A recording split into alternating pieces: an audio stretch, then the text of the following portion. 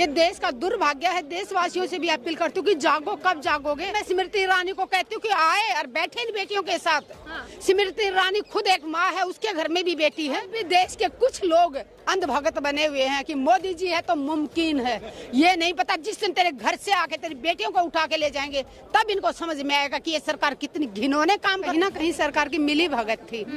मैं खुल के कहती हूँ कि कहीं ना कहीं सरकार की मिली भगत थी। अगर मिली भगत नहीं होती तो आज तक उसी ऊपर जांच कमेटी क्यों नहीं बिठाई गई। उन लोगों को सुपरसीड करके उनको आर्मी चीफ बनाया था। उसी टाइम सेना में भी राजनीति को। अस्सलाम वालेकुम, कैसे हैं आप लोग। तो आज ये वीडियो रिएक्शन है कि जंतर मंतर पे पहलवान लोग बैठे हुए हैं, तो वहाँ पे जनता गई है, सुन रही है, तो जनता क्या सोच रही है और क्यों जो है पुलिस में जो है FIR नहीं दर्ज कर रही है, इस पे जो है आज वीडियो रिएक्शन है।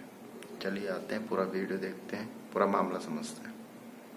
ये देश का दुर्भाग्य है। देशवासियों से भी अपील करती हूँ कि जागो, कब जागोगे। मैं स्मृति ईरानी को कहती हूँ कि आए और बैठे इन बेटियों के साथ। स्मृति ईरानी खुद एक माँ है, उसके घर में भी बेटी है। भी देश के कुछ लोग अंधभगत बने हुए हैं कि मोदी जी है तो मुमकिन है। ये नहीं पता जिस दिन तेरे घर से आके तेरी बेटियों को उठा के ले जाएंगे तब इनको समझ में आएगा कि ये सरकार कितनी घिनौने काम। कहीं ना कहीं सरकार की मिली भगत थी। मैं खुल के कहती हूँ कि कहीं ना कहीं सरकार की मिली भगत थी। अगर मिली भगत नहीं होती तो आज तक उसी ऊपर जांच कमेटी क्यों नहीं बिठाई गई। उन लोगों को सुपरसीड करके उनको आर्मी चीफ बनाया था। उसी टाइम सेना में भी राजनीति को घुसा दिया था प्रधानमंत्री जी ने। जवान तो अभी भी सड़कों पे हैं, जवानों ने हार नहीं मानी है। नमस्कार, मैं दामिनी शर्मा सजग भारत में एक बार फिर से आप सभी का स्वागत करते हैं। जंतर मंतर पर इस वक्त मौजूद है। तमाम बड़ी खबरें जो है इस वक्त चल रही है और यहाँ से जंतर मंतर से जो है महिला पहलवान और तमाम पहलवान जो है वो यहाँ पर मौजूद है। चौथा दिन आज धरने का है और यहाँ से खबर अब यही कि आज यहाँ पर पूर्व गवर्नर सत्यपाल मलिक ने भी अपना समर्थन दिया, यहाँ तक पहुँचे और इसी के साथ तमाम जनता भी अब लगातार यहाँ पर पहुँच रही है, चाहे वो विपक्ष के नेता हो या आम जनता हो। अब समर्थन जो है लगातार मिल रहा है। हमारे साथ इस मुद्दे पर बातचीत करने के लिए सुदेश गोयल जी मौजूद है। इनकी वीडियो आपने देखी होंगी। जवानों के लिए लड़ाई लड़ी है, किसानों के लिए भी लड़ाई लड़ी है और अब बेटियों के लिए यहाँ लड़ाई लड़ रही है। सत्यपाल मलिक मैम आज यहाँ पर आए थे, आपने मुझे अभी बताया था कि बातचीत हुई है, कुछ चीजें उन्होंने कही, क्या कहा? सबसे पहले मैं ये जानना चाहूँगी। सत्यपाल मलिक जी ने कहा कि वो बेटियों के साथ हैं और जब तक न्याय नहीं मिलेगा उनका समर्थन रहेगा बेटियों के साथ। अच्छा, उन्होंने ये चीज कही है, उन्हें समर्थन मिलेगा, पर अभी तो वो खुद विवादों में चल रहे हैं। आपको लग रहा है कि उस विवाद के चलते लड़ेंगे? सब मिलके लड़ेंगे। जहाँ भी अन्याय होगा सब लोग एक साथ हैं। जो सच्चे लोग हैं वो हमेशा अन्याय के खिलाफ आवाज उठाते हैं, चाहे वो पावर में हो चाहे पावर से बाहर हो, वो कभी चुप नहीं बैठ सकते। अभी राजस्थान से बेनीवाल जी आए हैं।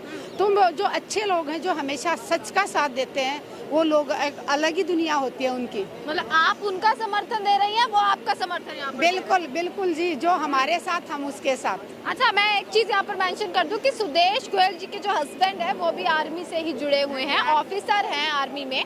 और एक बड़ा खुलासा हुआ था मैम, उस मुद्दे पर मैं आपसे बात करने आई हूँ यहाँ पर, क्योंकि आर्मी से जुड़ा मुद्दा है कि खुलासा हुआ 2019 को लेकर। अब उसको समर्थन दे रहे हैं पूर्व गवर्नर और तमाम जितने भी लोग हैं, उस पर क्या करें?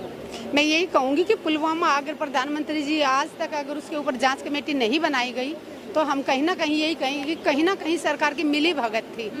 मैं खुल के कहती हूँ कि कहीं ना कहीं सरकार की मिली भगत थी। अगर मिली भगत नहीं होती तो आज तक उसी ऊपर जांच कमेटी क्यों नहीं बिठाई गई, क्यों नहीं जांच करवाई गई। मतलब आप ये कह रही हैं, आप देखिए आपके हस्बैंड आर्मी ऑफिसर है, क्या अब जवानों के साथ भी राजनीति हो रही है? क्या जवानों के आज नहीं के साथ भी आज नहीं, प्रधानमंत्री जी ने बहुत पहले ही राजनीति शुरू कर दी थी जवानों के साथ। जिस टाइम जनरल रावत को दो जनरलों को सुपरसीड करके उनको आर्मी चीफ बनाया था, उसी टाइम सेना में भी राजनीति को घुसा दिया था प्रधानमंत्री जी ने। अच्छा मैम, यहाँ जंतर मंतर पर देखिए, बेटियां यहाँ बैठी है देश की, जो जिन्होंने लड़ाई इतनी लंबी लड़ी, चाहे वो जवान हो वो भी जंतर मंतर पर हैं, किसान हो उनके भी दिन प्रतिदिन अलग प्रदर्शन होते हैं। ये क्या सा माहौल जो है वो देश में बना है? देश का देखिए, जो सरकार कोई भी नीतियां लाती है, एक तो इनकी नीतियां सही नहीं होती और ये सिर्फ मैं ये कहूँगी कि देश के प्रधानमंत्री सिर्फ नाम के लिए बने हुए हैं। वो सिर्फ और सिर्फ उद्योगपति ही इस देश को चला रहे हैं। जैसे अडानी अंबानी चाहते हैं वैसा ही देश में हो रहा है, जैसा वो लोग चाहते हैं वैसा ही टीवी चैनलों पर दिखाया जा रहा है। नेशनल चैनल कोई भी सच्चाई नहीं दिखा रहे। कभी देश में इतनी ज़्यादा भूखमरी है, इतनी ज़्यादा बेरोजगारी है, कभी कोई डिबेट होता है? कभी एक भी चैनल पे बता दीजिए कि किसी पे भी बेरोजगारी बेरोजगारी पे डिबेट होता हो, महिलाओं की सुरक्षा पे डिबेट होता हो।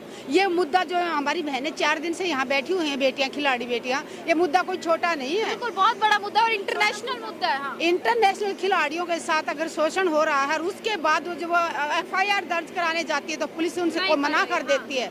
उन बेटियों को सुप्रीम कोर्ट का दरवाजा खटखटाना पड़ रहा है।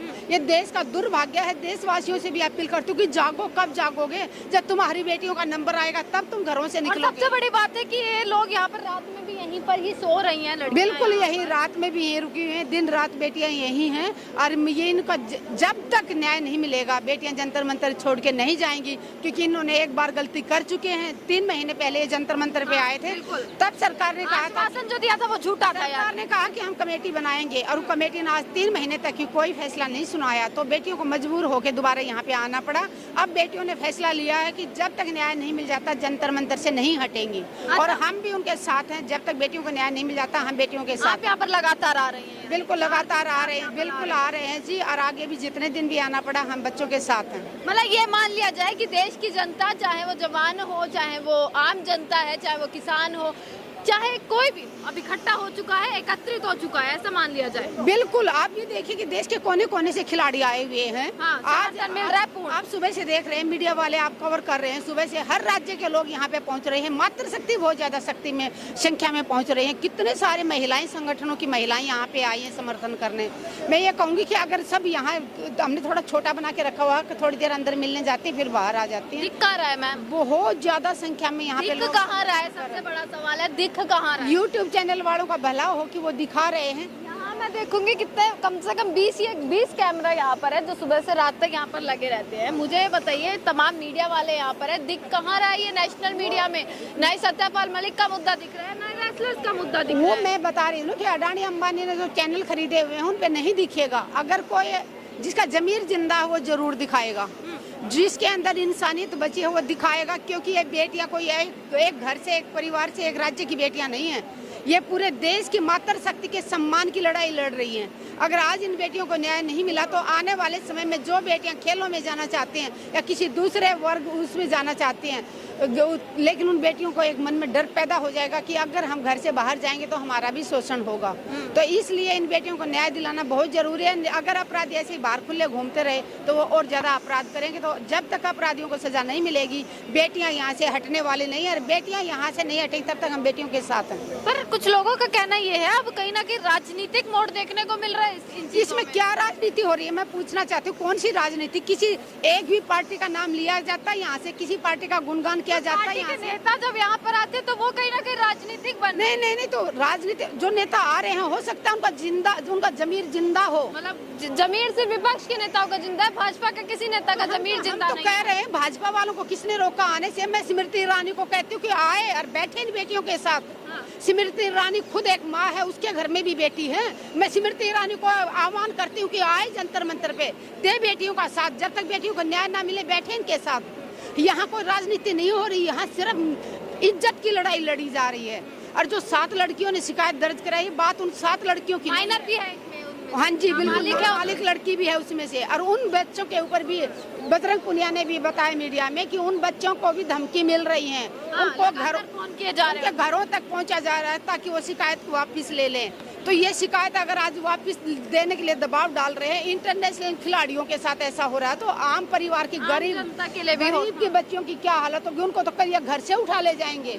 इनको तो ये रोड पे दूर आप और हम बात करें यहाँ से उठा ले जाएंगे। तो इनकी गुंडागर्दी ऐसे ही चलती रहेगी तो फिर देश में कानून नाम की तो कोई चीज रही नहीं है। आप देख रहे हो, दिन दहाड़े गोली चला के किसी को मार देते हैं कि अरे वो अपराधी था तो मैंने मार दिया।